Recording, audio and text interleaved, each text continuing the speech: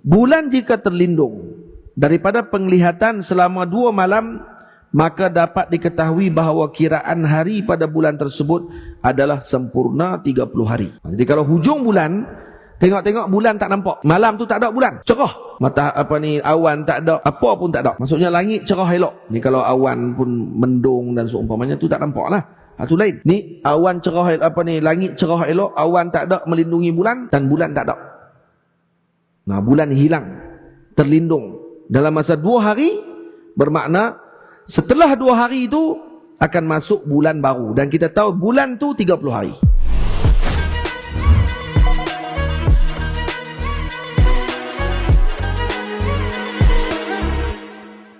Bismillahirrahmanirrahim.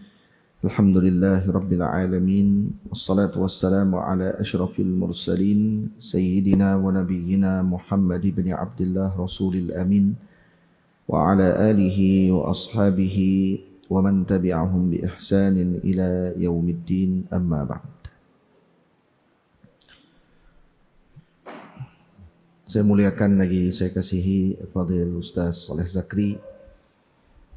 Saya hormati anak dan pengurusi majlis, Saudara Zahid, para guru, para asatizah, para hadirin muslimin dan muslimat, ibu ayah, hadirin dan hadirat, para santri yang dimuliakan oleh Allah Subhanahu wa taala sekalian. Kita bersyukur kepada Allah Subhanahu wa taala pada pagi ini dapat meneruskan ngajian di Zawiyah Nasiriyah, dan kita bercadang dalam tempoh minggu-minggu sebelum menghadapi Ramadan. Kita akan baca sama-sama kitab yang saya karang ketika di Mesir satu ketika dulu, yaitu kitab Risalatus Saum Baina Syari'ati wal Haqiqah.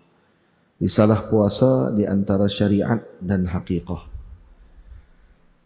Jadi kitab itu ada di luar, boleh untuk dapatkan dan tanya kepada mereka dengan bagaimana untuk dapatkan, insyaAllah. Bismillahirrahmanirrahim. Muka surat pertama, tengok dulu muqaddimahnya. Alhamdulillahirabbil alamin, wassalatu wassalamu ala sayyidil mursalin sayyidina Muhammadin wa ala alihi wa sahbihi ajma'in, wa ba'd. Ini adalah sebuah risalah kecil berkenaan hukum hakam puasa yang dijadangkan namanya oleh guru saya,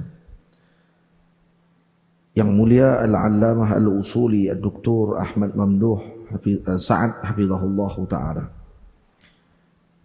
Ini yang kita namakan ribat ini sempena nama beliau, yang merasmikan ribat ini.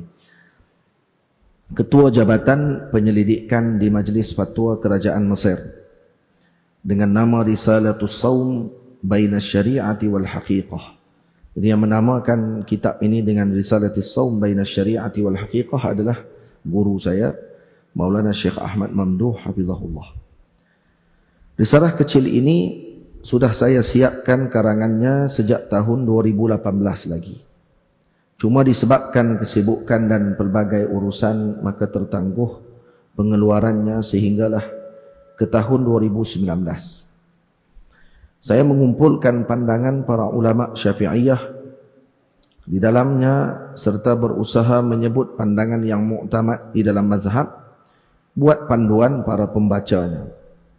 Jadi dalam kitab ini yang saya senaraikan dan saya sebutkan adalah pandangan, dan kebanyakan ataupun seusaha mungkin saya memasukkan pandangan muktamad di dalam mazhab Al-Imam Asy-Syafi'i yang kita amalkan. Walaupun risalah ini ringkas, namun di dalamnya terdapat faedah-faedah yang berharga serta dawabit penting khusus kepada para penuntut ilmu. Dawabit ini yaitu kaedah-kaedah yang bersifat kulli, yang bersifat universal, yang hanya tertumpu kepada bab-bab yang tertentu. Itu makna dawabit. Ini kerana menghafaz masalah ilmu semata-mata. Baik, ta'lil kepada kenapa saya menyebutkan dawabit ataupun faedah-faedah penting dalam memahami masalah ini ialah kerana menghafal masalah ilmu semata-mata tanpa mengetahui dhawabitnya. Jadi kita dah sebut apa makna dhawabit. Dalam bahasa Arab maknanya amrun kulli yandhabitu fi masailin wahidin, ataupun perkara yang bersifat kulli, yang bersifat universal, yang hanya tertumpu kepada bab yang tertentu. Itu maksud dhawabit. Jadi berbeza sedikit dengan maksud qaidah. Maka ini akan menyebabkan keliru serta bercampur aduk masalah. Jadi kalau hanya hafal masalah sahaja tanpa mengetahui dhabitnya, maka akan berlaku keliru. Semoga risalah ini dapat membantu kefahaman kita di dalam melaksanakan ibadah puasa sehingga mencapai puasa khususul khusus. Wa sallallahu ala sayyidina Muhammad wa ala alihi wa ashabihi ajma'in walhamdulillahi rabbil alamin. Terus masuk kepada perbahasan muka surat 3. Puasa pada bulan Ramadan adalah merupakan kefarduan menurut ijma' para ulama. Ianya merupakan perkara yang diketahui secara daruri di dalam agama, yakni maklum minad din bid darurah. Maknanya tidak boleh diingkari. Dan yang mengingkari perkara ini maka hukumnya kafir. Jadi maksudnya perkara ini seolah-olah la yahtaj ila tafakkur, tak perlu fikir lagi. Masuk dalam agama Islam seolah diketahui secara pasti bahawa antara yang diwajibkan adalah puasa pada bulan Ramadan. Seseorang yang mengingkari perkara ini adalah dikira kafir. Ini mengingkari puasa pada bulan Ramadan diwajibkan adalah dikira kafir, melainkan jika ianya disebabkan dua perkara. Pertama, kejahilan yang berlaku disebabkan jauh daripada para ulama. Ini satu. Dia jahil sebab jauh daripada ulama. Jadi kita tidak ada orang panggil apa, alasan tersebut. Di tempat ini tidak ada alasan tersebut. Karena ada orang yang boleh untuk mengajarkan perkara tersebut. Kedua, kalau dua perkara ini berlaku barulah dikira uzur. Tapi kalau tidak berlaku dua perkara ini maka tidak dikira uzur.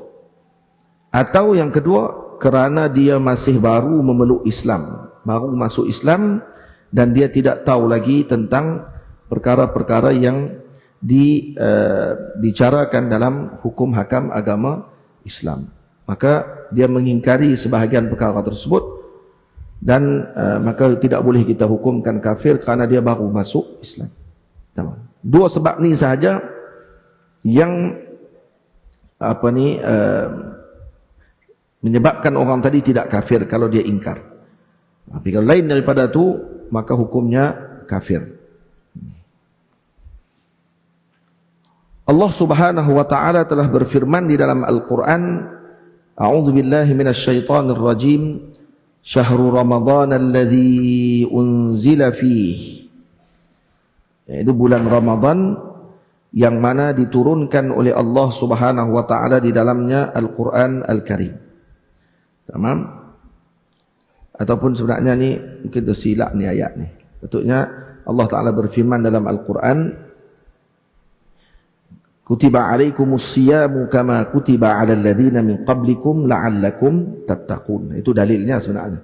Syahrul Ramadan alladhi unzila fihi, ini ayat Quran. Turun tentang Al-Quran. Tamam? Jadi kalau kata ni ayatnya kutiba ya ayyuhalladzina amanu kutiba alaikumus siyamu kama kutiba alal ladhina min qablikum la'allakum tattaqun. Jadi difardukan Ramadan kepada umat, difardukan puasa juga kepada umat terdahulu.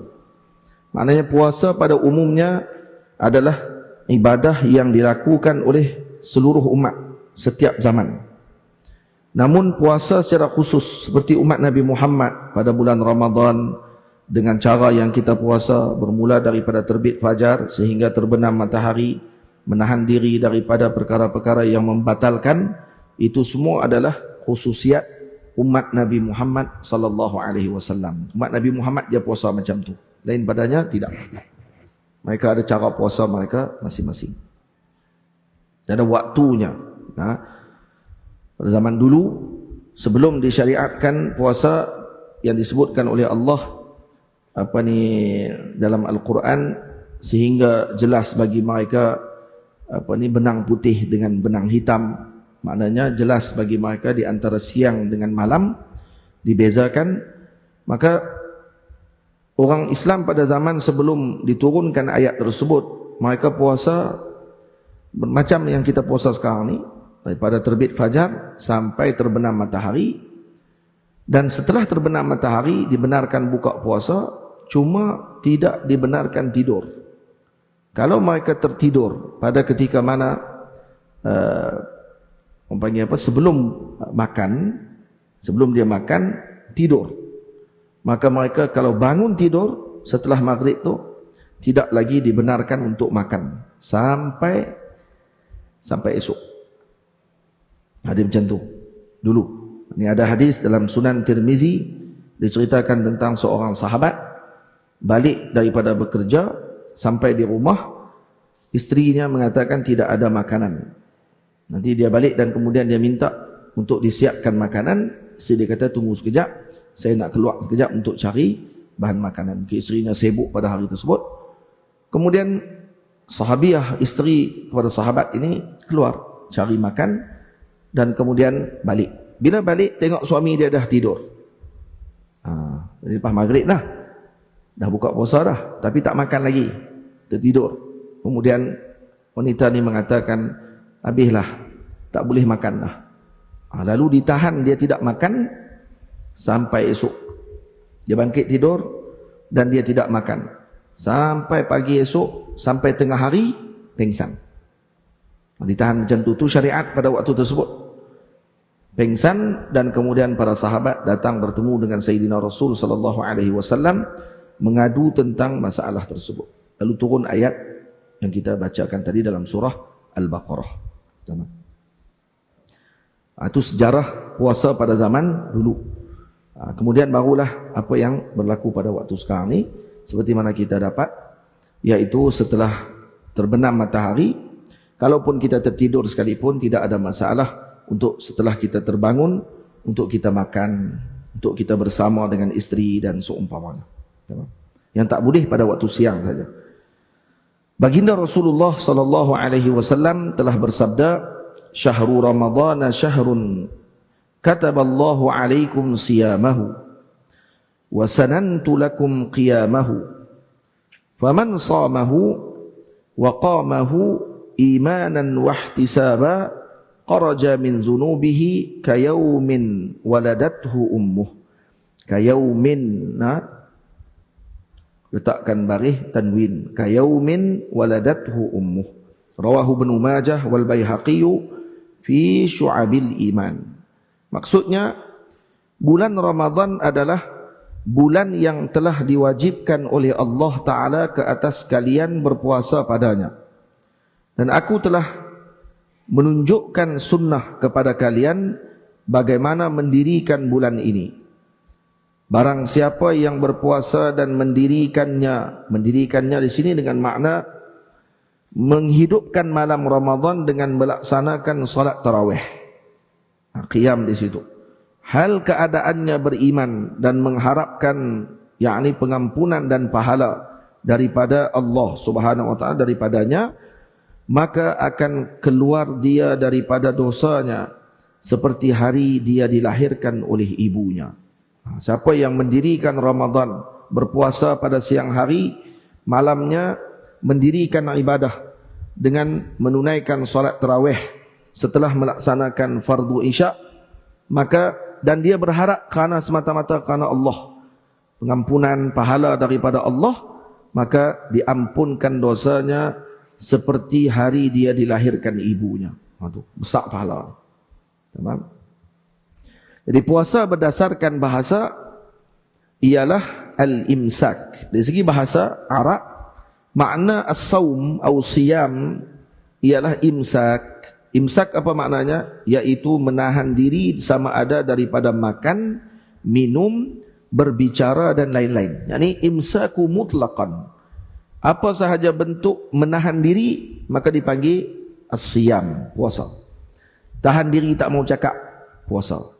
Tahan diri tak makan, puasa. Tahan diri tidak minum saja, puasa. Tahan diri daripada melihat yang tidak elok ataupun menahan diri daripada umpamanya apa, ada yang dilakukan oleh golongan Buddha contohnya, mereka dipanggil puasa diam, dipanggil puasa diam, tak cakap selama beberapa tahun. Ada yang buat macam tu. Kita taklah suruh macam tu. Jadi yang tu pun dipanggil apa? Puasa pada sudut lughah. Segi bahasa nama puasa juga tu. Cuma berdasarkan syarak, yaitu yang disebutkan oleh para fuqaha, maksud puasa ialah apa dia? Imsakun an jami'il mufattirat atau muftirat. Menahan diri daripada segala yang membatalkan puasa. Bila jami'a naharin, sepanjang siang hari, qabilin lis-sawmi, yang dibenarkan padanya puasa, biniyatin maksusatin, dengan niat yang tertentu. Jadi menahan diri daripada segala yang membatalkan puasa. Nanti akan dilihat apa perkara yang membatalkan puasa, nanti disebut dalam. Bila nak kena tahan diri daripada yang membatalkan puasa tu, jami'a naharin, sepanjang siang. Maksudnya sepanjang siang. Siang yang macam mana pula? Siang yang boleh untuk dilaksanakan puasa. Siang yang boleh untuk dilaksanakan puasa. Karena ada siang yang tak dibolehkan puasa. Contoh bila? Contohnya ketika hari raya Aidil Fitri. Dan juga ketika hari raya Aidil Adha. Tu siang juga. Ini boleh tak puasa? Tak boleh. Lagi bila? 3 hari Tashrik. 11, 12 dan 13. Jadi 5 hari ini diharamkan puasa. Jadi tak boleh puasa pada hari tersebut. Jadi kalau puasa pada hari itu tidak sah. Haram pula hukumnya. Kalau tak kena dengan ta'rif ni. Ingat ni, ta'rif ni penting. Imsakun an jami'il muftirat, jami'a naharin, qabilin lis-sawmi, biniyatin makhsusatin, dengan niat yang tertentu. Maka diniatkan dengan yang tertentu. Nanti akan diajarkan cara niat puasa yang sepatutnya kita laksanakan. Tamam.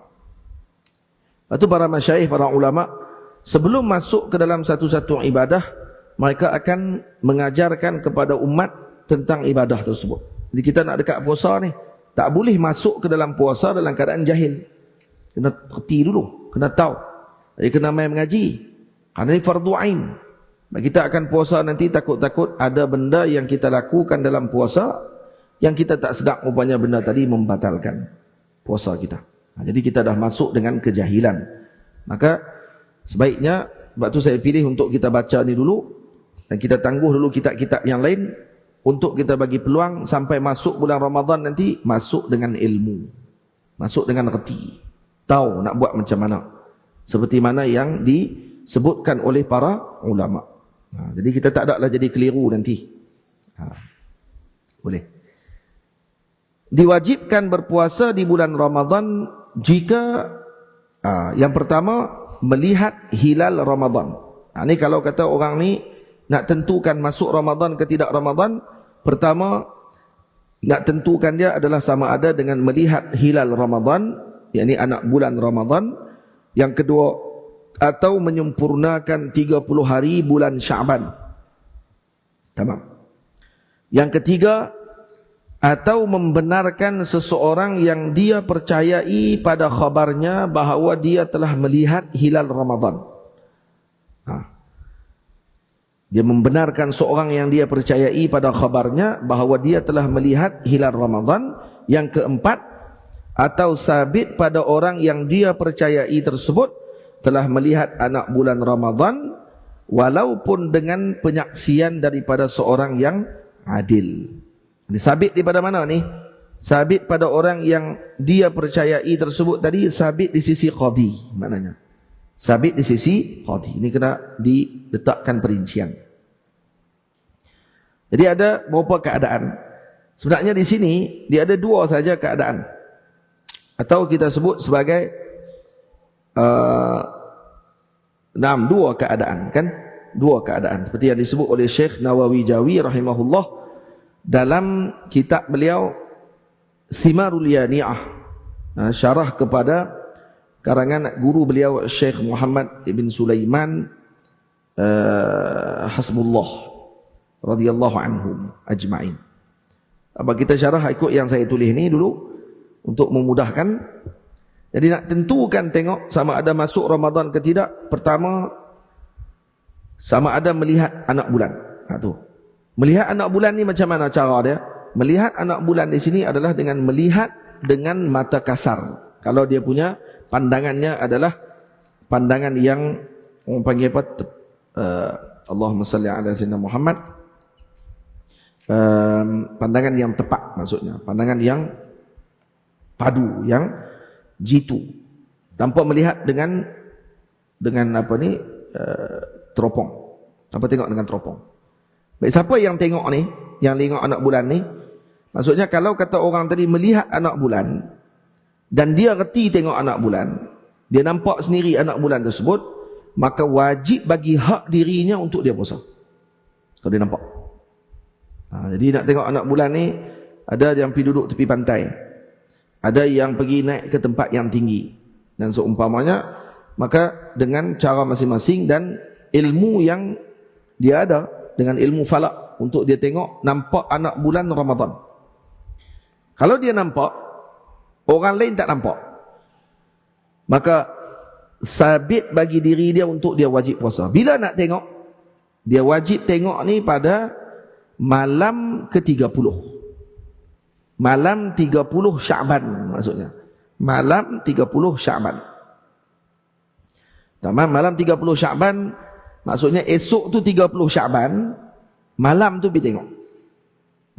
Tu saya sebut selalu tu, orang Melayu kita dia ajak dah kepada kita untuk bercakap tu, betul dah.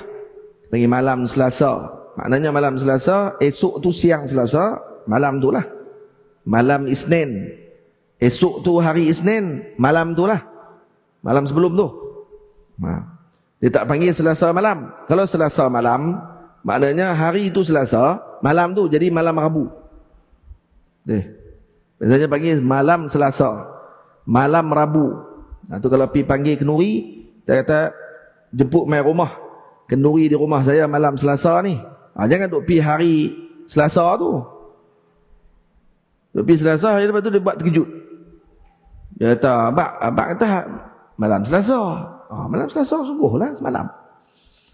Dia duk pergi hari siang Selasa tu, dia duk ingat malam tu Maghrib. Maghrib tu masuk dah jadi malam Rabu dah. Dia jadi keliru habis semua. Sebab apa? Sebab tak digunakan lagi.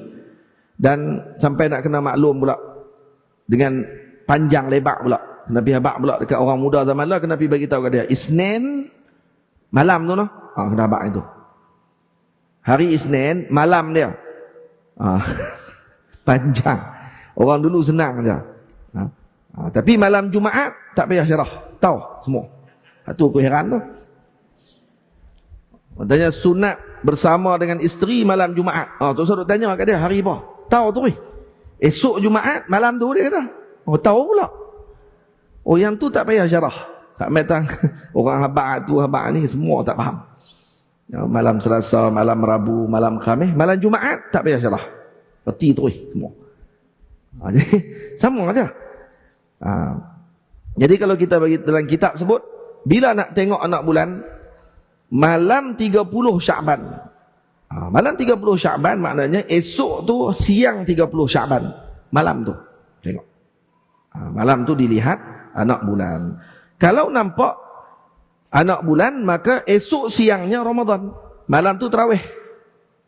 Kalau tak nampak, bukan disebabkan kerana mendung, bukan disebabkan kerana ada halangan dan seumpamanya, maka esok siangnya adalah dikira sebagai Allahumma salli ala Muhammad, hari Sya'ban lagi. Dicukupkan 30 Sya'ban. Sebab tu yang kedua disebut atau menyempurnakan 30 hari bulan Sya'ban. Jadi kalau tak nampak anak bulan, maka disempurnakan 30 hari bulan Sya'ban. Cukupkan 30. Selepas 30, selesai esok siang tu, malam tu, tak payah duk tengok lah. Tengok apa lagi, dah cukup dah 30. Bulan dalam Islam ni zakat 30 je. 29, 30. Dua je. Dia tak ada 31. Jadi malam ke-30 tu, malam 30 tengok anak bulan. Siang 30, jadi kalau kata tak nampak, tak puasa. Jadi selepas hari tersebut, jelaslah bahawa hari tadi telah masuknya 1 Ramadan. Jadi malam tu malam 1 Ramadan. Malam 1 Ramadan buat apa? Sembahyang tarawih. Kemudian hadirkan niat untuk puasa pada esok hari. Itu maksudnya. Boleh faham? Jadi kita sempurnakan 30 hari kalau tidak nampak anak bulan. Baik. Yang ketiga, atau membenarkan seorang yang dia percayai pada khabarnya bahawa dia telah melihat hilal Ramadan. Ini keadaan yang khusus lagi. Jadi orang ni dia tengok, walaupun dia fasik, walaupun dia orang fasik sekalipun, syarat untuk tengok anak bulan tadi untuk kita tentukan sama ada benar masuk ke tidak Ramadan tersebut, orang tadi mesti orang yang adil. Adil syahadah maknanya. Adil syahadah di sini ada istilah dalam fiqh, ada adil syahadah dengan ada adil riwayah. Adil syahadah ni mesti lelaki maksudnya. Dia mesti orang lelaki, merdeka, berakal, tamyiz, maksudnya bukan kanak-kanak. Dan dia bukan fasik lah. Maka kalau dia tengok anak bulan kemudian dia memaklumkan, lalu kemudian qadi membenarkan ucapannya tersebut, maka wajib kepada semua di tempat tadi untuk puasa. Faham? Wajib semua tempat tadi puasa. Macam kita bila dah tengok yang ahli halilul aqdi, mufti ataupun ahli majlis fatwa pakat tengok, kemudian dimaklumkan, kemudian qadi pun keluarkan hukum dengan inilah wakil kepada mohor besar raja-raja, dia akan maklumkan dalam TV, kata esok puasa contohnya, maka wajib seluruh negara tadi berpuasa. Tamam. Itu ringkaslah. Sebenarnya perinci banyak lagi sebenarnya. Sebab dilihat pula pada matlaknya sama ataupun nanti kita akan tengok dalam ni. Baik. Jadi atau membenarkan seseorang yang dia percayai pada khabarnya bahawa dia telah melihat hilal Ramadan. Jadi kalau ada orang ni mai maklum, saya dah tengok semalam anak bulan, dan kita tahu kata dia ni pakar dalam ilmu falak, reti tengok, maka kita percaya dalam hati kita, i'tiqad dia ni betul ni, wajib puasa. Kenapa? Kerana mempercayai dia punya ucapan. Wajib puasa. Walaupun qadi kata tak nampak. Tok qadi kata tak nampak, tapi kawan ni bagi tahu dia nampak dan kita percaya dekat dia, wajib ikut. Kena puasa. Macam dia tu nampak. Yang keempat, atau sabit pada orang yang dia percayai tersebut telah melihat anak bulan Ramadan walaupun dengan penyaksian daripada seorang yang adil. Ini yang keempat ni sabit di sisi qadi lah. Qadi sabitkan walaupun yang melihat tadi hanyalah seorang saja yang adil. Ini yang tadi perincian yang sebenarnya ni pada yang nombor 1. Sebab tu ni yang ni saya kena tulis balik nanti. Baik. Tidak diwajibkan beramal dengan pandangan orang yang hanya menetapkan bulan Ramadan dengan pengiraan. Tetapi bagi yang membuat pengiraan tersebut, wajib baginya berpegang dengan kiraan tersebut. Ini kalau orang yang mengira Ramadan dengan kiraan, dia tak tengok anak bulan, dia kira. Dia buat takwim. Jadi dia tengok dengan ilmunya, benda dia kira-kira kena. Ramadan dia kata kena jatuh pada tarikh sekian-sekian. Tak tengok anak bulan. Baik, yang macam ni, dia kata saya ni kira. Dan bila saya kira tengok memang jatuh Ramadan, kata dia hari Ahad ni. Kata dia. Manakala hak tengok anak bulan pula kata, tak, Ramadan tak itu lagi hari Ahad, hari Isnin. Maka nak ikut yang mana? Ikut yang tengok anak bulan. Jangan ikut yang kira. Baik, yang kira tadi, dia ikut diri dia. Bila dia kira tadi tepat, ikut dia. Dia kena puasa. Misal bagi masalah melihat awal bulan Ramadan dan sempurna 30 hari Sya'ban ialah seperti berikut. Ini misalnya. Bila mana telah masuk 29 Sya'ban. Ini saya bagi contoh lagi untuk digambarkan dan senang untuk kita faham. Maka setelah maghrib, ni masuk 29 Sya'ban. Setelah maghrib 29 Sya'ban tu, jadi jatuh masuk berapa dah? Kalau selepas maghrib, masuk 30 dah lah. Dilakukan proses melihat anak bulan. Jika anak bulan dilihat pada malam tersebut oleh golongan muslimin, maka wajiblah berpuasa pada keesokan harinya. Namun jika mereka tidak nampak anak bulan tersebut atas sebab-sebab tertentu seperti cuaca mendung atau cuaca elok, cuma anak bulan tidak kelihatan, maka pada waktu tersebut ditentukan bahawa bulan Sya'ban 30 hari. Kita kata Sya'ban cukup 30. Maka selepas tu masuklah Ramadan. Bagi cukup Sya'ban 30.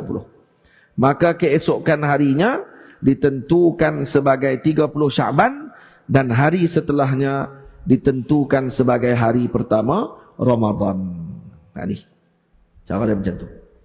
Seperti yang kita sedia maklum bahawa bulan Islam hanyalah 29 atau 30 hari, tidak mungkin bulan Islam 28 atau 31 hari. Tak mungkin. Bulan Islam tidak ada 28 dan 31. Yang ada 28, yang ada 31 ni hanya bulan apa ni, Masihi sahaja. Bulan Masihi sahaja. Bukan bulan Qamariyah, bulan Syamsiyah, kiraan dengan matahari. 28 ada ke? Ada ke kiraan 28? Ada, no? Ada yang kiraannya 28. Ada. 28 Februari. Kemudian berapa tahun sekali itu? 4 tahun sekali. 4 tahun? 4 tahun sekali 29. 28 ada juga. Sekali setahun. 100 tahun. Berapa apa ni, Amirul? Setiap tahun ada 28. Setiap tahun ada, no? Oh, ni bulan Februari ni 28 dah ni. Bulan ni 29. Maksudnya 4 tahun sekali tu. Ilmu lah tu.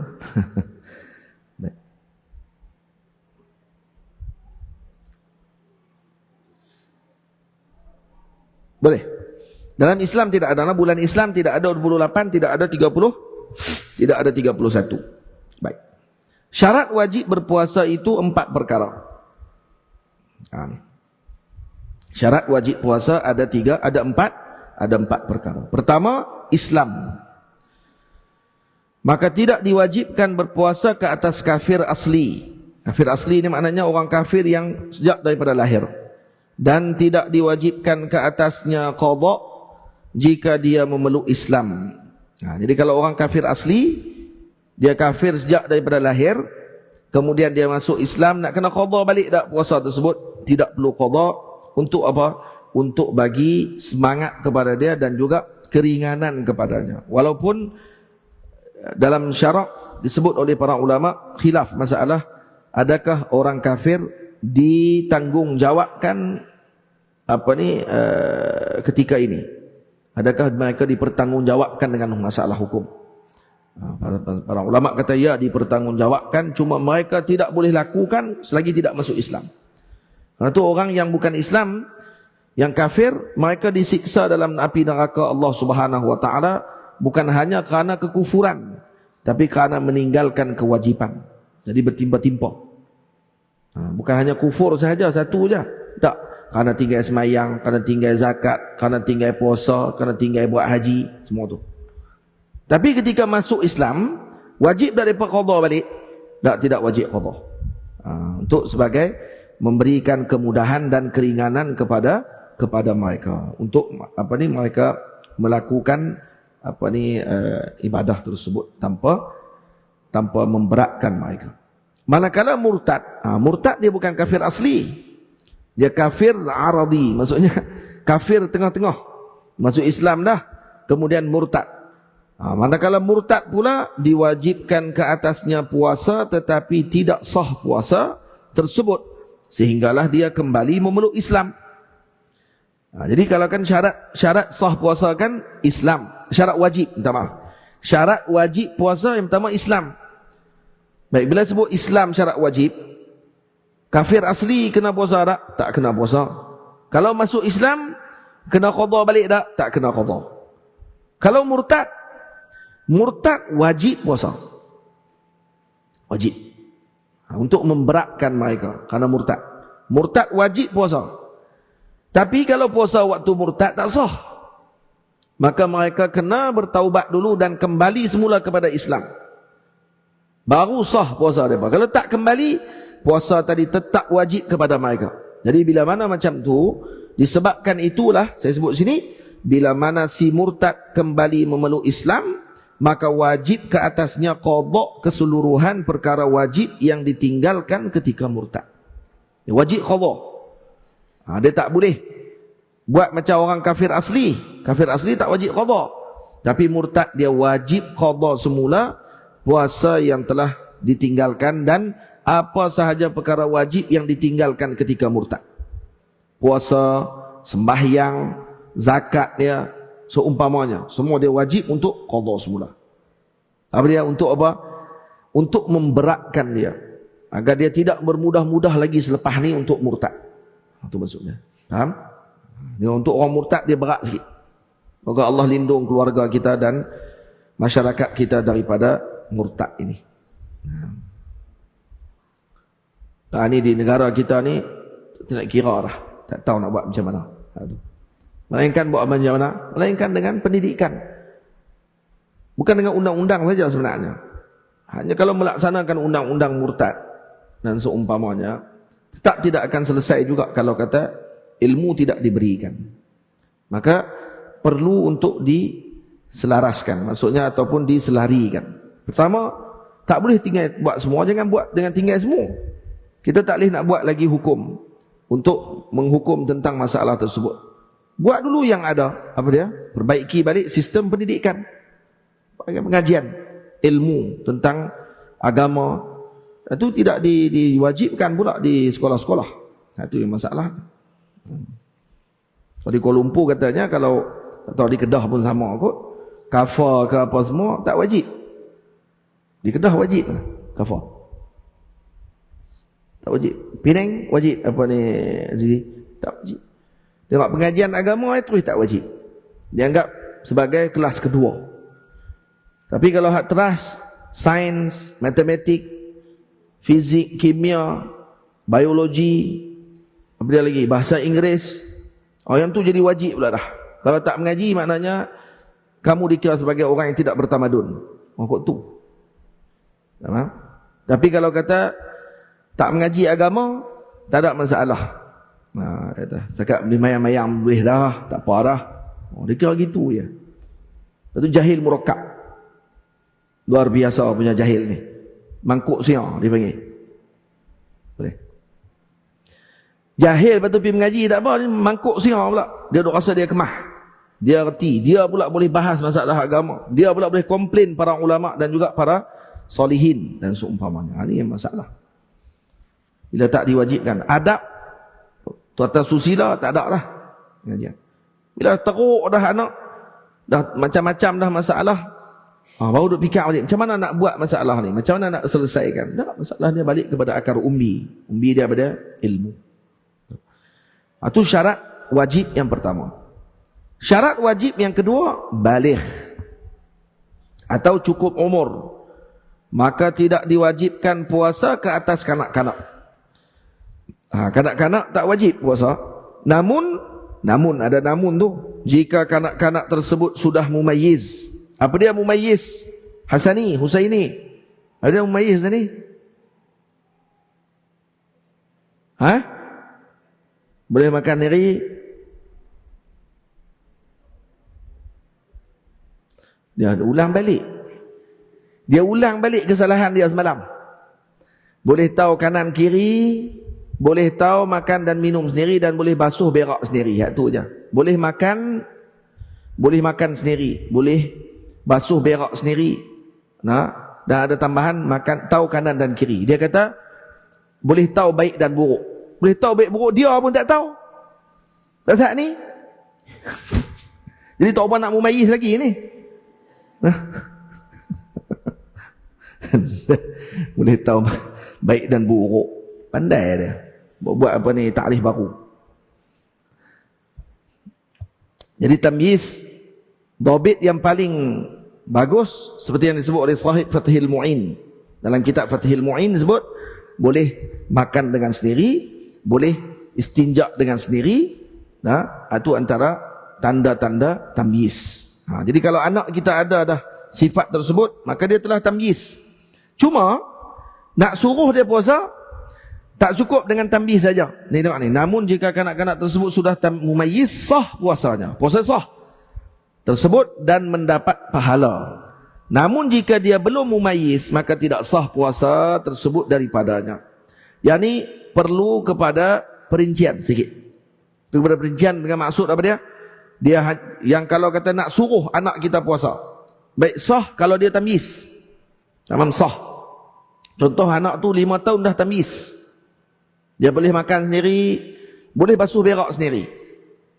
Ertilah. Budak zaman lah kadang tamyiznya cepat. Tapi nak kena suruh tak dia puasa? Tak kena suruh. Sebab apa? Sebab tak cukup 7 tahun. Dia nak suruh budak untuk dia puasa, kena cukup 7 tahun dan tamyiz. Dia kena ada dua-dua. Cukup 7 tahun. Cukup 7 tahun ni 7 tahun qamariyah, bukan 7 tahun syamsiyah.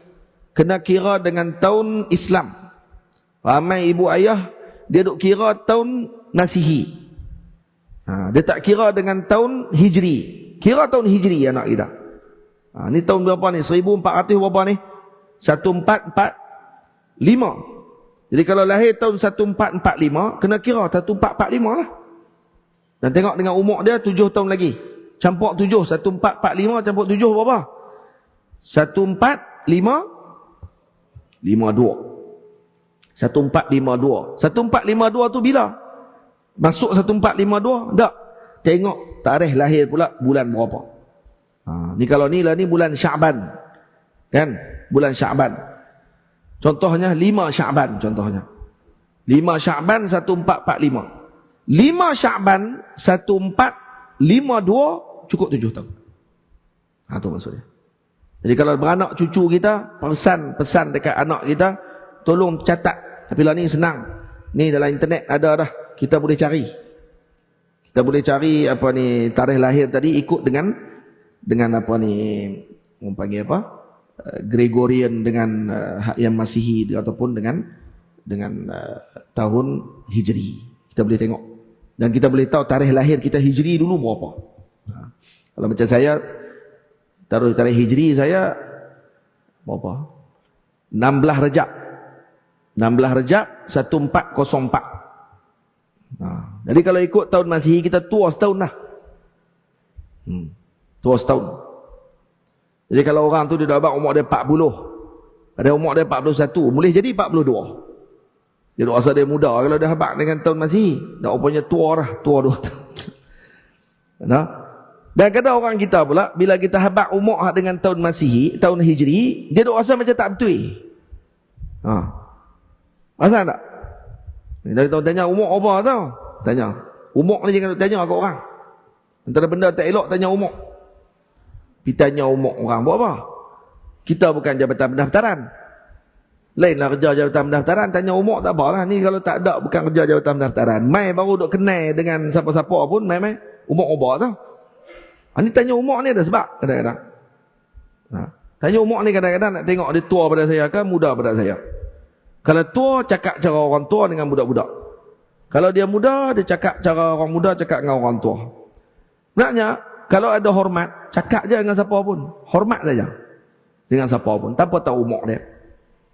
Sayyidina Imam Syafi'i pernah tanya umur kepada Imam Malik. Lalu Imam Malik kata apa kepada Imam Syafi'i? Aqbil ala sya'nik. Buat kerja kamu. Terus tanya umur orang. Ada apa benda jangan tanya. Boleh? Jangan tanya umur orang. Aib. Tanya umur orang, tanya gaji orang berapa. Itu pun aib juga tu. Tanya apa lagi? Tanya kerja apa, tak apalah tanya. Ya, kalau tanya kerja apa tau? Berapa gaji? Oi, ada boleh tanya gaji orang. Nah, tak boleh aib. Jadi Allahumma salli ala sayyidina Muhammad, kira umur anak kita tadi dengan tahun Hijri. Balik pakai kira sebab ini menentukan dengan hukum berkaitan dengan apa ni, masalah haid, masalah haid. Contohnya budak-budak umur cukup 9 tahun contohnya. Nak kira 9 tahun macam mana? 9 tahun qamariyah. Bukan dengan tahun Hijri, dengan tahun Masihi. Karena kemungkinan anak kita umur dia 8 tahun sekarang, tapi dalam bentuk Hijri umur dia dah 9 tahun. Boleh jadi dia dah balik dah contohnya, dan keluar haid dah pada waktu tersebut. Kita dah rasa ni haid sebelum 9 tahun ni kira darah fasad, dia kata ni bukan darah haid. Tak kena. Pada anak dia kalau ikut Hijri dah umur 9 tahun. Dan juga untuk kira dengan kiraan tahun 15 tahun. Kalau dia tak keluar haid, dia tak keluar air mani, anak dia dah umur 15 tahun qamariyah. Kiraan dengan qamariyah juga, bukan dengan Masihi. Maka dia akan dikira balik dengan umur. Dia tidak balik dengan tanda keluar haid ataupun keluar air mani. Ibu-ibu, ayah-ayah, tok wan dengan tok kena ambil berat benda-benda macam ni untuk bagi tahu kepada cucu-cucu kita. Faham? Jadi kalau kata anak tadi umur dia tamyiz. Tamyiz dia 5 tahun. Dia dah pandai dah makan sendiri, basuh berak sendiri. Tapi tak cukup 7 tahun. Baik wajib tak suruh dia puasa dengan semayang? Tak wajib. Dia nak wajib suruh ni ketika kumpul 2 syarat. Pertama, tamyiz. Kedua, 7 tahun cukup qamariyah. Cukup 7 tahun qamariyah. Tu kena ada 2 tu. Jadi bukan hanya suruh semayang saja. Dalam hadis Nabi kata, muru auladakum bis salati ibna 7 sinin. Suruh anak kamu sembahyang ketika umur mereka 7 tahun. 7 tahun qamariyah. Jadi suruh semayang umur 7 tahun. Baik kata ulama, termasuk juga dengan puasa. Puasa pun wajib suruh. Kita pernah dengar ada ustaz-ustaz dia sebut, kata yang Nabi suruh semayang saja. Puasa tak suruh pun. Kita pula pandai-pandai duk suruh dia puasa. Biar pilah dia tak puasa. Ikut mana ni? Itu benda asas sebenarnya dalam hukum. Dalam benda asas saja. Jadi jangan pandai-pandai buat hukum baru. Puasa pun disuruh juga. Jadi kalau tak suruh, maka berdosa kepada ibu dan ayah tersebut yang tidak menyuruh anak tadi untuk puasa. Jadi kalau anak cucu kita 7 tahun dah umur dia dan dia telah tamyiz. Ada orang yang 7 tahun tapi tak tamyiz. Autism contohnya. Umur 10 tahun pun tak tamyiz lagi. Umur 15 tak tamyiz lagi contohnya. Yang tu tak wajib.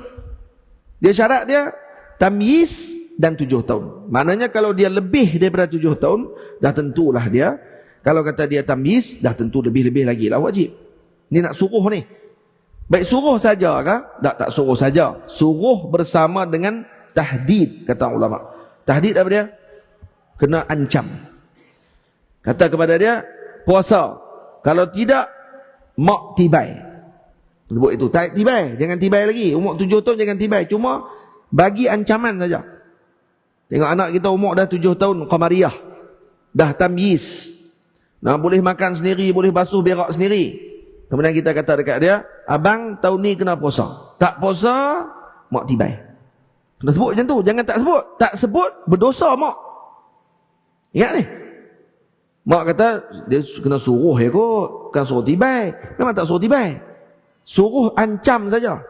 Jangan tibai. Tibai umur 10. Tak puasa juga umur 10, baru tibai. Tibai pun tibai yang tak melukakan. Tibai yang tidak mematahkan. Tibai yang tidak menyebabkan berlakunya parut kepada anak tersebut. Tibai hanya sekadar untuk pukulan tadi, hanya untuk mengajar sahaja, bukan untuk melukakan dan mencederakan. Tamam? Baik, kalau kita tibai, anak tersebut akan lagi makin teruk. Tak buat terus lepas ni. maka tinggalkan tibai, suruh saja. Tamam? Jangan tibai. Tapi kalau tak try lagi, tak payahlah.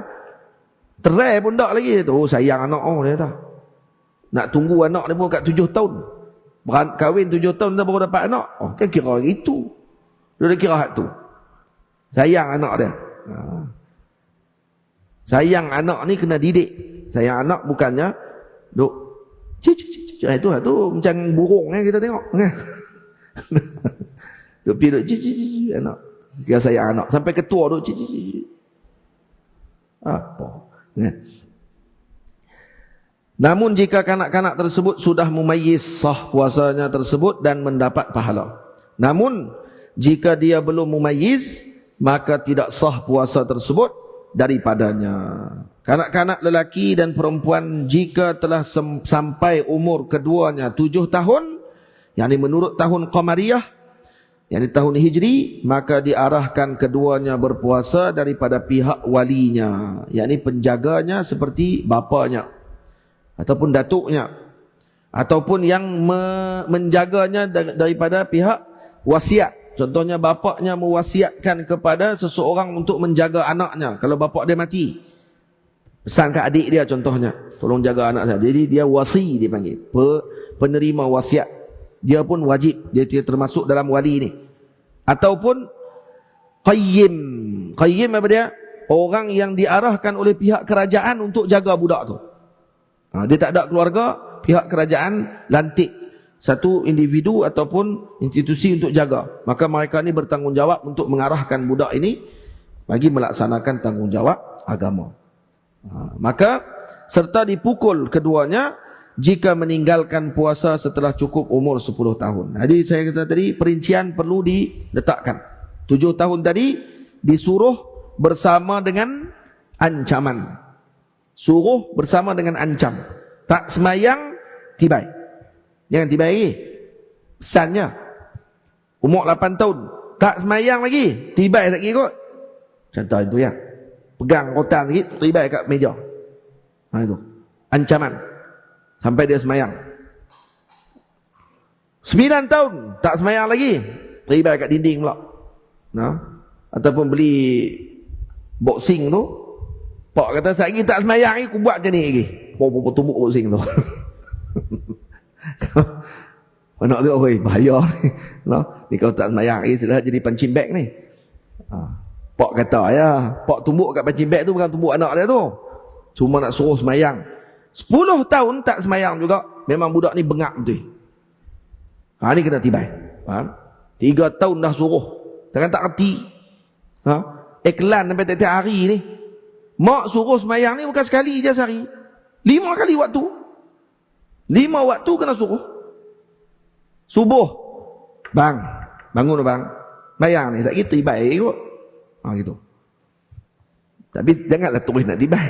Budak tu baru duk menguap baru. Baru duk mamai dah sebut lu. Abang, bangun bang. Ni. Subuh. Mak pun ambil. Mak pun dah mandi. Dah ambil uduk. Apa semua. Tengok duk tidur lagi. Mereluh lagi. Pergi kat. Bang. Hei. Kau apa dah ni? Duk tak terjaga lagi. Mak semayang dah. Habis semayang, pusing tengok. Hei, mampus ke apa budak ni? Pergi pula. Hei budak ni saat lagi. Puk, bangkit terus. Contohlah. Ni ada yang jenis heran, ada yang jenis tak heran. Jenis tak heran ni buh tapak kaki. Pijak atas belakang tu, kok dia ada lengoh-lengoh kot. Bagi dia bangun. Bangun, pergi semayang. Tak pun, abang kata ayah mai. Ayah, dia ada yang ayah ganah, ada yang mak ganah. Ada yang anak dengar suara ayah, selapak lah. Ada yang dengar suara ayah ke, suara mak ke, dia buat tak tahu dua-dua. Ada yang dengar suara mak selapak. Dan pakai kepiah sambil duduk tidur. Anak perempuan pula sarung tudung, duduk atas jadah haram tak semayang lagi. Punya takut dekat mak. Ada yang macam tu. Ala kulihal hatu pun saja dah mendidik dah sebenarnya. Zuhur macam tu juga.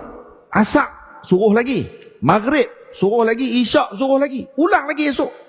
Bayangkan 1 tahun penuh macam tu. 7 tahun sampai 8 tahun. 8 tahun sampai 9 tahun. 9 tahun sampai masuk 10 tahun. habis 3 tahun disuruh macam tu bersama tahdid, bersama dengan ancaman, tanpa pukul. Maka insya-Allah budak ni kalau disuruh setiap hari, insya-Allah dia akan reti, tahu nak semayang lepas tu. Ni hikmah Nabi suruh buat macam tu pada kanak-kanak. InsyaAllah tak lama, 1 minggu 2 minggu saja mungkin dia lihat, selepas tu dia akan jadi biasa. Dan biasa akan bawa anak tu untuk pergi semayang, kalau dia boleh duduk dengan elok. Tapi kalau dia jenis melari, selokkan untuk imam, tak payahlah tu. Itu jadi isu nanti. Untuk imam kata letih macam ni, ya. Duk pi perbetul pula yang kain terlekat celah punggung. Tu letih lah. Jangan bawa anak macam tu. Pesan kat anak kita elok-elok. Jangan duk buat benda pelik-pelik. Itu yang saya cerita ni, Tok Imam semayang, habis semayang belakang Tok Imam, dia dengan ayah dia. Tok Imam bangkit-bangkit terlekat kain. Macam biasalah. Tok Imam pula orang tua jenis memang lekat api. Ada orang jenis tu dia bangkit terlekat pun dia buat tak tahu, jalan sambil duk terlekat. Malu kat orang. Tapi dia buat tak tahu, dia tak sedar. No? Dia hilang diri dia kat situ. Terlekat. Cucu ni, anak ni bangkit tengok. Hai, lekat. Tarik. Dia tolong tarik. Tarik tu imam terkejut. Puk tarik. Tarik pok duduk sebelah. Pok tengok. Dia pula takut dengan pok. Tengok pok tu tengok tak. Colok balik masuk. Lagi sekan. Nah. Bagi masuk balik. Boleh bawa anak-anak pergi ke masjid, bagi mereka kenal dengan apa ni masjid. Cuma pesan dekat mereka jangan buah dalam masjid. Maksudnya ni tempat ibadah, tempat untuk semayang, tempat jaga adab. Kena main tengok bagi elok suasana tadi. Itu maksudnya. Ketiga, berakal. Ini ketiga, syarat wajib puasa berakal. Yakni tidak diwajibkan berpuasa ke atas orang gila.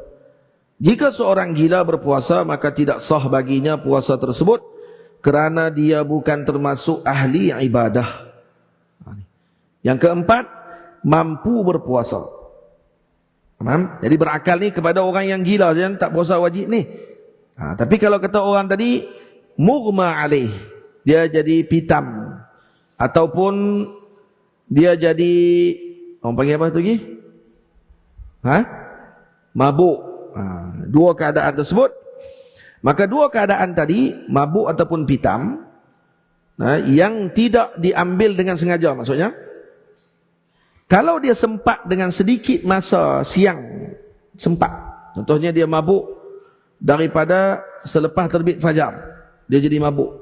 Ataupun dia pitam, kena cucuk, dia jadi pitam, koma. Sampai sebelum masuk maghrib, dia sedap. Dan dia niat dah sebelum tu. Sebelum tu dia niat. Niat dah puasa. Kemudian lepas terbit fajar, dia pengsan. Dan dia sedap sebelum masuk maghrib. Sah tak puasa dia? Sah. Sah puasa orang yang pitam tadi. Ataupun yang mabuk tadi. Dia termabuk. Contohnya, pi mengai ikan. Apa ni, laut duk yang tu pening pala dia kata, sampai ke balik tu duk pening lagi. Dia tak tahu nak buat macam mana dah. Habis jadi mayau sampailah ke maghrib, lepas tu baru dia jadi sedap balik elok. Sah tak puasa dia? Kalau dia niat sebelum tu pada waktu malam, sah puasa dia, tidak ada masalah. Yang tak sah ni kalau kata orang ni gila. Kalau seorang tu gila dan dia berpuasa, maka tidak sah puasa tersebut kerana dia bukan termasuk ahli ibadah. Dia bukan mukallaf, tidak ditaklifkan. Keempat, mampu berpuasa. Ini syarat wajib ni kalau dia mampu berpuasa pada segi zahir dan syarak. Dan ini memerlukan penerangan yang terperinci. Apa dia? Kemampuan untuk berpuasa dilihat pada dua sudut, yaitu secara hissiyah, yakni zahir, atau secara syar'iyah, secara syarak. Qudrah hissiyah bermaksud seorang hamba tersebut mampu berpuasa dan menanggung segala kewajipan sewaktu berpuasa. Ini panggil qudrah hissiyah. Dia mampu menanggung segala kewajipan puasa. Dan ini berbeza dengan orang yang sakit serta orang yang tua. kerana kedua-duanya tidak mampu berpuasa serta tidak mampu untuk menanggung jika terdapat halangan untuk berpuasa. Ini berbeza dengan orang yang tua ataupun yang tidak mampu untuk menanggung. Yang tua terlalu tua lah ni. Tua yang terlalu tua yang tidak mampu untuk melakukan ibadah lagi. Qudrah syar'iyah pula bermaksud tidak terdapat keuzuran syar'i yang menghalang seseorang daripada kewajipan berpuasa. Ini qudrah syar'i. Tak ada halangan syar'i yang menghalang seorang daripada kewajipan puasa. Misal bagi keuzuran syar'i adalah seperti haid, nifas, seorang yang musafir dengan permusafiran yang panjang, yakni safar tawil, seorang perempuan yang hamil serta perempuan yang menyusu. Ini dipanggil orang yang hilang qudrah syar'iyah. Contoh kalau dia haid tapi dia mampu puasa, maka dia dikira tidak mampu pada sudut syarak. Walau dia mampu pada sudut zahir, tubuh badan dia kuat, dia kata saya walaupun haid saya boleh je puasa. Ya boleh puasa tapi tidak sah di sisi syarak, karena kamu dikira tidak mampu. Tidak mampu apa pula saya mampu kata dia. Tidak mampu pada sudut syarak, bukan tidak mampu pada sudut anggota zahir. Itu makna dia. Boleh? Ini dia punya syarat-syarat wajib puasa. Faham? Syarat sah puasa pula. Ini syarat sah puasa. Syarat sah puasa syarat sah puasa juga ada 4 perkara, 4 juga. Ini syarat sah. Tadi syarat wajib. Ini syarat sah. Syarat sah yang pertama Islam. Tadi kata orang murtad pun kena puasa juga. Ya, puasa kepada dia wajib puasa. Karena apa? Karena diiktibar Islam dia fima madha, Islam yang dulu. Manakala Islam di sini pada syarat sah ni dipanggil Islam bil fi'l. Islam mesti pada waktu tu Islam. Jadi ada 2 beza ni. Kalau orang ngaji, orang tanya apa beza Islam pada syarat sah dengan Islam pada syarat wajib. Islam pada syarat wajib, Islamnya fima madha, Islam yang terdahulu maksudnya. Dia mesti Islam sebelumnya. Jadi kafir asli tak sah. Tapi murtad kena puasa wajib. Dan dikenakan hukuman, dikenakan kepadanya dengan qadha kalau dia tidak puasa pada waktu tersebut.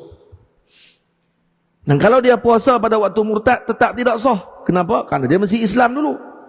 Kita syarah tadi. Islam pada syarat sah puasa ni pula, dia mesti Islam pada waktu tu baru sah puasa. Sebab tu murtad tak sah, karena dia mesti Islam pada waktu dia sedang berpuasa. Kedua, tamyiz. Kita dah syarah tadi tamyiz. Ketiga, suci daripada haid dan nifas. Keempat, waktu tersebut dibenarkan berpuasa padanya. Karena diharamkan malah tidak sah puasa seseorang tersebut jika berpuasa pada pertama 2 hari raya, Aidil Fitri dan Aidil Adha, 2 hari ini. Kedua, hari-hari tasyrik yang 3, 11, 12 dan 13. Situ tulis apa? 13, 14, 15 ya? Ada tak? 11, 12, 13. Silap tulis tu. Potong. 11, 12 dan 13 hari bulan Zulhijjah. Bukan 13, 14, 15. 11, 12 dan 13 Zulhijjah. Yang keempat, hari Syak. Hari Syak tak boleh puasa juga, tak sah. Bila hari Syak? Bukan semua 30 Syakban hari Syak tu. Dia ingat 30 Syakbannya hari Syak. Bukan semua hari Syak. Hari Syak ialah hari ke-30 Syakban. Ni jika orang ramai berbeza pandangan pada melihat anak bulan Ramadan atau anak bulan tersebut telah disaksikan oleh seseorang yang tertolak penyaksiannya seperti kanak-kanak, wanita, hamba sahaya atau seseorang yang fasik, selagi mana dia tidak meyakini atau kuat kesangkaan zan akan kebenaran mereka. Ini dipanggil hari Syak. Contohnya, malam 20 Syakban, malam 30 Syakban, orang pergi tengok anak bulan.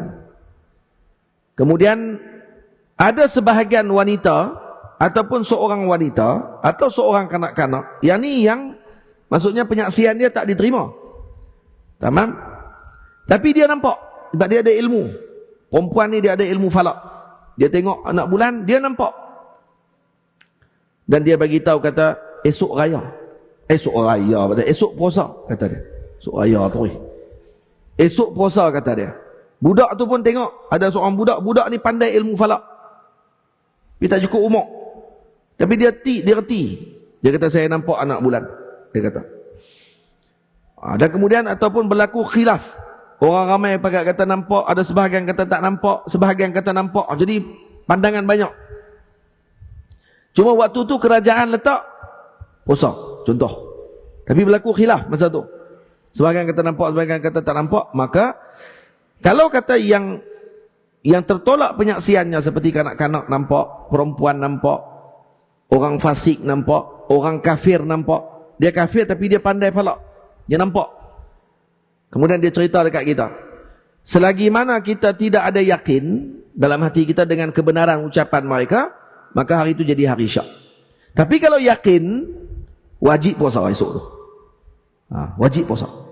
Jadi faham? Jadi kalau hari syak, di sini kalau berlaku hari syak maka tidak boleh puasa. Jika seorang tersebut meyakini atau kuat sangkaan zan di atas kebenaran khabar tersebut, kalau dia yakin dengan apa yang dimaklumkan oleh kanak-kanak, dimaklumkan oleh orang perempuan, dimaklumkan oleh seorang fasik, dimaklumkan oleh seorang kafir sekalipun, dia yakin dengan kuat sangkaannya ataupun zan dengan kebenaran tersebut. Tak mesti yakin saja, kuat sangka saja. Zan sahaja kata zan ni macam mana nak kira ni? Boya semua. Dia kalau yakin ni, kalau kita tak peratus, 100%, itu panggil yakin. Kalau zan 99.9% sampai 51 sampai 99%, itu semua dikira zan. 100% baru yakin. Syak tengah-tengah, 50-50. Waham 49 ke bawah peratus. Jadi kalau kita ni dalam hati bukan 100%, tapi 70% kuat kata betul ni perempuan ni kata ni, sebab dia ada ilmu. Kita tahu kata dia ada ilmu falak dan dia reti tengok anak bulan, contoh. Ada keyakinan tersebut, maka apa yang perlu dia buat? Wajib, tengok muka surat 10, wajib baginya berpuasa. Wajib puasa. Tamam? Di sini ada masalah khilaf ni, dalam masalah ni. Sebab saya sebut di sini wajib kalau kata ini bagi permasalahan orang ramai berbeza pandangan tentang melihat anak bulan pada hari syak. Kedua, harus baginya puasa. Ini bagi permasalahan anak bulan disaksikan oleh orang yang tertolak penyaksiannya seperti kanak-kanak, wanita, hamba sahaya dan fasik. Ya, faham? Ini kita harus baginya puasa. Maksudnya tak wajib. Tapi berlaku khilaf di kalangan ulama. Sebagian pandangan kata wajib juga dia puasa. Wajib juga dia puasa ketika mana dia meyakini. Ya, meyakini. Betul. Wajib baginya puasa juga. Jadi bukan hanya harus sahaja, wajib juga. Tamam? Jika ternyata hari syak tersebut daripada Ramadan, maka dia telah dikira melaksanakan kewajipan puasa tersebut. Tamam? Ini yang disebut dalam kitab Syekh Abdul Hamid Qudus rahimahullahu ta'ala, dan dalam kitab Syekh Nawawi Jawi rahimahullahu ta'ala. Dan kitab Syekh Nawawi sebut macam tu kan? Semalam. Dia tak? Zaid, tidur malam. Dan keempat, hari-hari setelah 15 Syaban. Ini pun haram puasa. Hari-hari setelah 15 Syaban, melainkan hari-hari tersebut berbetulan dengan adatnya berpuasa seperti Isnin dan Khamis, atau dia telah menyambungnya dengan hari sebelum 16 Syaban. Tamam? Jadi ni berapa hari bulan Syaban ni? Hari ni 6 Syaban hari ni. Hari 6 Syaban. Baik, kalau siapa puasa pada 6 Syaban ni, dia boleh sambung. Dia nak puasa sambung tu 6, 7, 8, 9, 10, 11, 12, 13, 14, 15, 16, 17 sampai habis. tidak ada masalah. Contoh dia nak puasa qada tak ada masalah lah. Ni kalau nak puasa sunat. Nak puasa sunat. Tamam. Tapi kalau dia tak puasa sebelum daripada 15, tamam? Dia tak puasa 15 hari bulan Syaban. Dia nak puasa 16 Syaban. Saja-saja boleh ke tak? Haram hukumnya. Hukumnya haram. Dan tidak sah. Boleh faham? Jadi kita kata, saya tak puasa pun 15 Syaban. 16 nak puasa. Saja-saja. Tak ada sebab. Bukan qada. Bukan sebab jatuh 16 tu hari Isnin contohnya. Dan dia pernah puasa sebelumnya Isnin Khamis. Dia nak puasa hari Isnin Khamis. Boleh tak? Boleh.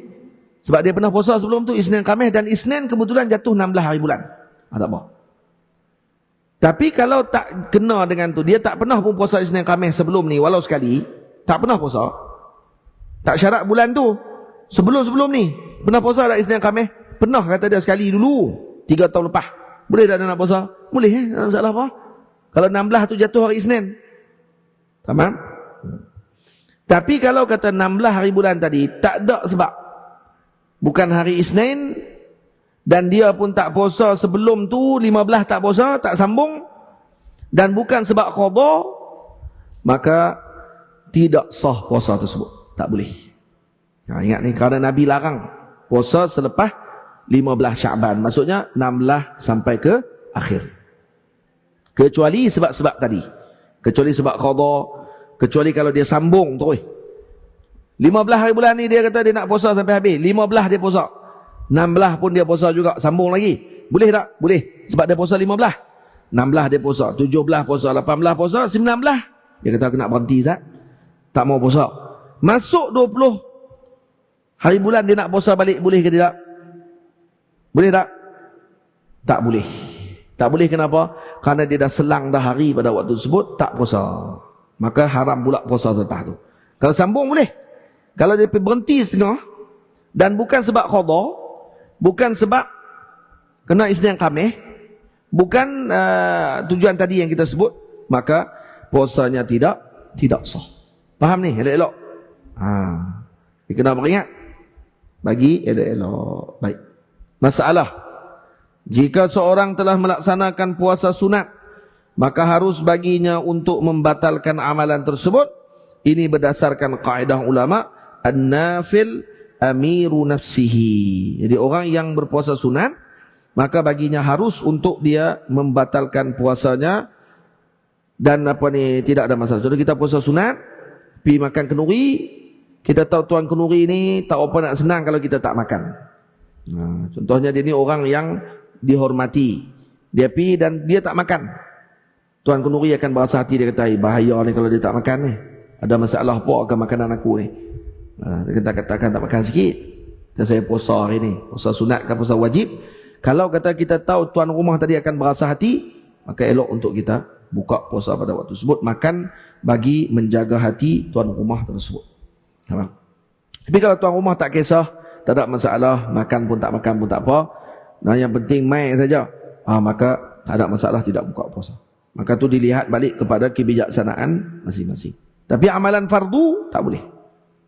Contoh dia puasa nazar, pergi kenduri, tak bolehlah buka puasa. Karena dalam Quran Allah Ta'ala sebut, wala tubtilu a'malakum, jangan dibatalkan amalan kamu. Jadi sembahyang fardu, puasa fardu, amalan fardu tidak boleh dibatalkan dengan sesenang hati. Tak boleh. Haram hukumnya. Dia kena teruskan.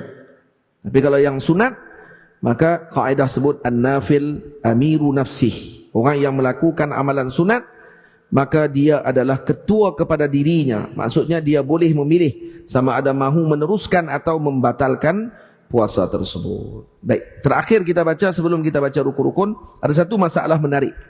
Ini faedah yang sangat menarik. Ini ibu ayah semua, sebelum masuk Ramadan, ini kita pakat-pakat tengok. Pakat-pakat ni boleh perhati ni. Dan kalau perhati ni betul-betul, kita tengok apa dia faedah dia. Al-Imam Muhammad Al-Jurdani, muka surat sebelah, rahimahullahu ta'ala, menyebutkan bahawa Al-Imam Al-Bujairmi telah menyebutkan di dalam hasyiahnya ke atas kitab Al-Manhaj karangan Al-Imam Zakaria Ansari, bahawa sesungguhnya bulan tidak akan terlindung atau tertutup lebih daripada 2 malam pada akhir bulan Islam selama-lamanya. Ini ingat. Ini ada faedah. Faedahnya apa dia? Bulan tak akan terlindung ataupun tertutup lebih daripada 2 malam pada akhir bulan Islam selama-lamanya. Ini kalau perhati ini betul-betul, kita akan perhati pada hujung bulan, bulan dia tak akan hilang. Nah, dia tak akan terlindung atau tertutup lebih daripada 2 malam. Ada. Bulan jika terlindung daripada penglihatan selama 2 malam, maka dapat diketahui bahawa kiraan hari pada bulan tersebut adalah sempurna 30 hari. Jadi kalau hujung bulan, tengok-tengok bulan tak nampak. Malam tu tak ada bulan. Cerah. Awan tak ada. Apa pun tak ada. Maksudnya langit cerah elok. Ni kalau awan pun mendung dan seumpamanya tu tak nampak lah. Itu lain. Ni awan cerah langit cerah elok, awan tak ada melindungi bulan dan bulan tak ada. Nah, bulan hilang, terlindung dalam masa 2 hari, bermakna setelah 2 hari itu akan masuk bulan baru, dan kita tahu bulan tu 30 hari. Bulan tu 30 hari. Maksud bulan terlindung ni macam mana? Maksud bulan terlindung, bulan tak nampak waktu malam tapi nampak selepas subuh. Selepas fajar terbit baru nampak bulan. Itu maksud bulan terlindung. Lepas fajar baru nampak bulan. Kita kan kadang-kadang pukul 7 tu dah nampak cerah-cerah sikit, atau 7 suku tu baru nampak bulan. Semalam tak ada, baru nampak bulan. Kalau 2 malam berturut-turut macam tu, pada hujung bulan kita dapat tahu kata bulan tu 30 hari. Ni sebab saya sebut sini. Maka dapat diketahui bahawa kiraan hari pada bulan tersebut adalah sempurna 30 hari. Jika ianya terlindung selama 1 malam pada akhir bulan, 1 malam saja, maka dapat diketahui bahawa kiraan hari pada bulan tersebut adalah berkurangan, iaitu 29 hari. Nampak? Jadi hujung bulan nanti maksudnya masuk 28, malam 29 dengan malam 30 boleh tengok. Tamam? Ataupun daripada malam 28 boleh tengok dah. Daripada malam 28 tengok bulan ada tak? Esok tengok pula. Malam 29 tengok pula. Ada tak bulan? Boleh? Kalau kata terlindung malam tu, terlindung bulan, kemudian malam seterusnya tu ada bulan balik, maka tahu dah bulan tu sebenarnya 29 je. Sebab 1 malam je. Faham? Kalau 2 malam terlindung, jadi bulan tu 30 hari. Tak faham ke tak faham ni? Tak faham, tanya lah. Sembang balik.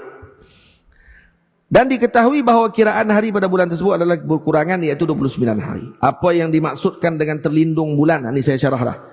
Pada 2 malam tersebut ialah ianya tidak zahir kelihatan pada kedua-dua malam, dan zahir kelihatan bulan tersebut setelah terbit fajar.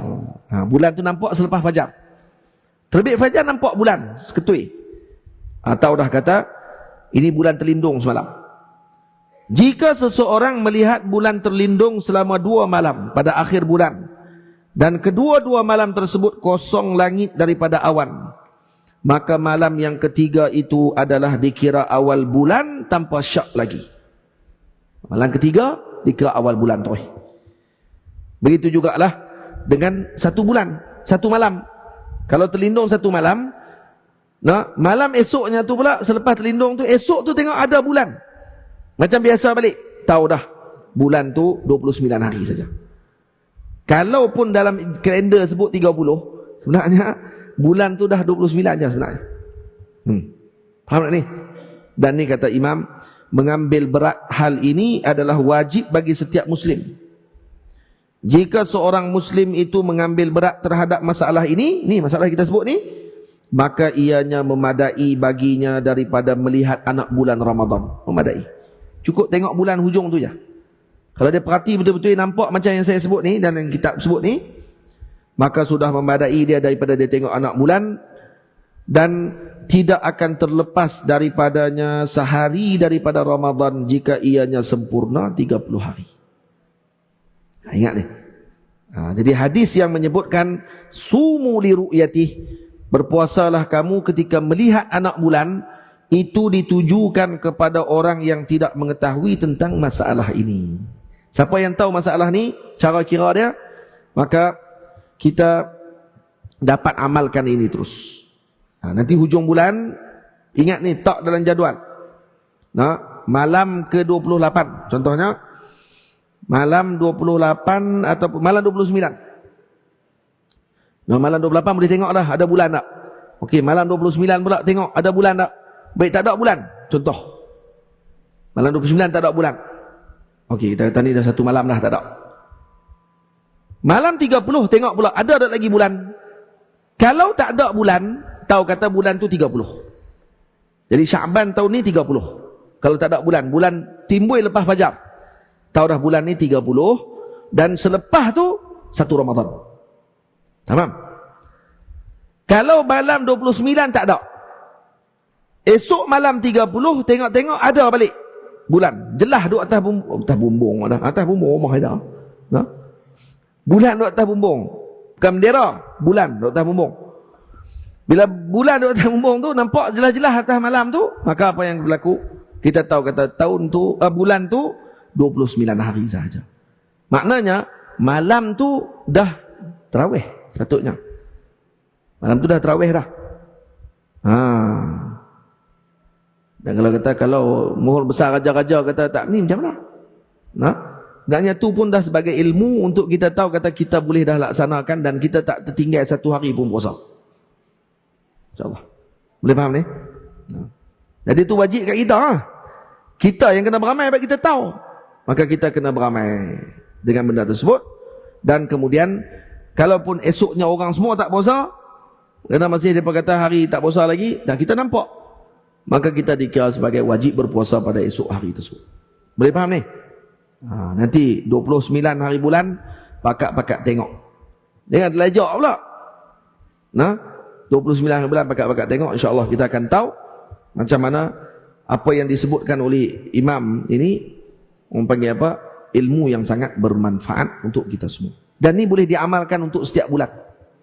Setiap bulan kita boleh tahu bulan tu 29 hari ke 30 hari. 29 hari ke 30 hari. Boleh diamalkan pada setiap bulan untuk kita tengok. Dan kebetulan dah nak masuk Ramadan ni, maka kita sama-sama perhatikan dan peringat kepada keluarga kita untuk tengok sama-sama pada malam tersebut. Sallallahu ala sayyidina Muhammad wa ala alihi wa sahbihi ajma'in. InsyaAllah kita sambung pada minggu hadapan, dipanjangkan umur pada rukun-rukun puasa insyaAllah. Kita dah baca 12 muka surat tadi insyaAllah. Kita akan sambung pada rukun-rukun puasa. Nanti minggu depan bawa kitab ni aja. Bawa kitab ni untuk kita baca kalau sampai habis. Moga kita dapat ilmu yang bermanfaat insya-Allah taala. Sallallahu ala sayyidina Muhammad wa ala alihi wa sahbihi ajma'in. Walhamdulillahirabbil alamin. Assalamualaikum warahmatullahi wabarakatuh.